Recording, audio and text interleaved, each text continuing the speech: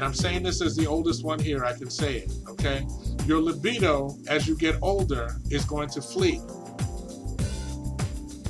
All right?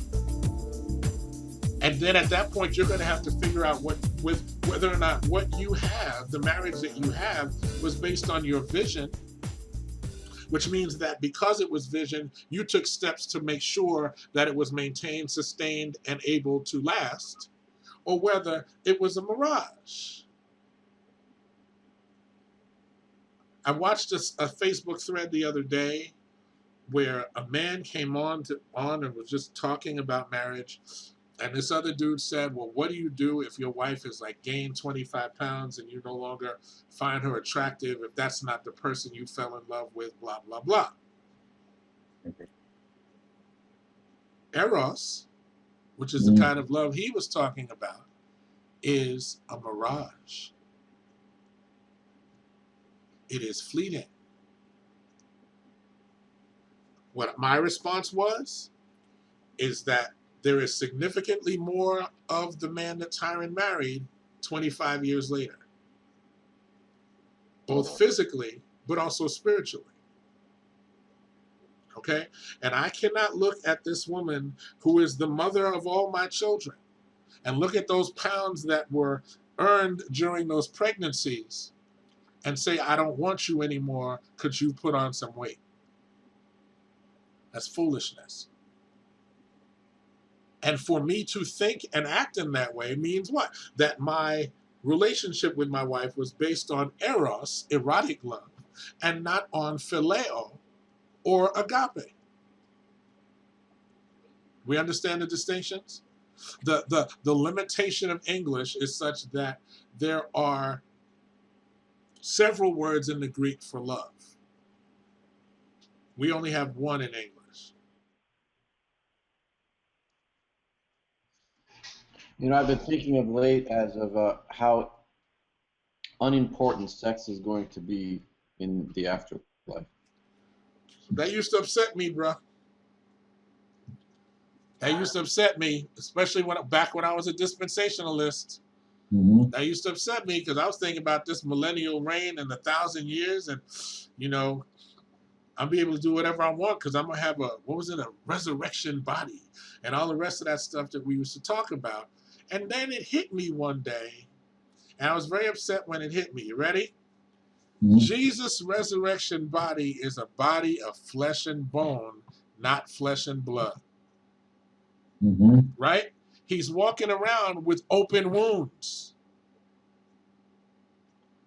Post the resurrection, he is walking around with open wounds. He says to Thomas, take your finger, put your finger in the wounds. See that a spirit does not have a body of flesh and bone as you see me have. That's what he says. What's the problem?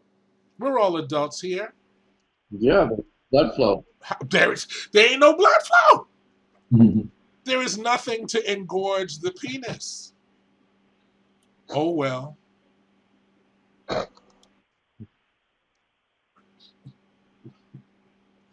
Okay. A brother was crushed behind that. Okay. But the reality of the situation is what? The love of God, and that's why I put this up, right? The love of God that he has for us is Phileo. Revelation 3:19, those who I love, those who I phileo, those who I have affectionate friendship, warm affection, intimate friendship, characterized by tender, heartfelt consideration and kinship. That's the word that's used there. Those who I love, I reprove and discipline. Mm-hmm. That's the love God has for us. And if we are to be imitators of Christ, that is the love that we have for one another, including the love that we have for our spouses. Yes. Affectionate friendship, warm affection, intimate friendship characterized by tender, heartfelt consideration and kinship. That's the love.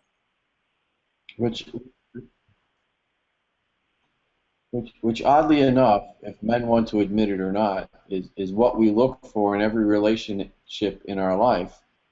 But But so many men don't look for that in their marriage. Because they think that it's about Eros.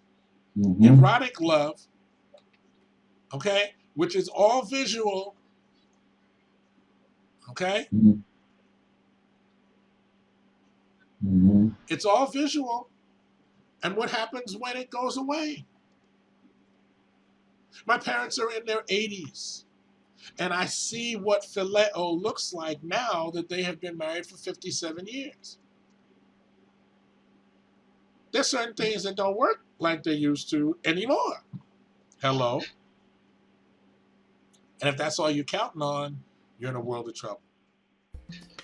And I would say that it's safe to say that when your marriage is built on Christ, that's when intimacy truly comes into your marriage. We would hope. Yep.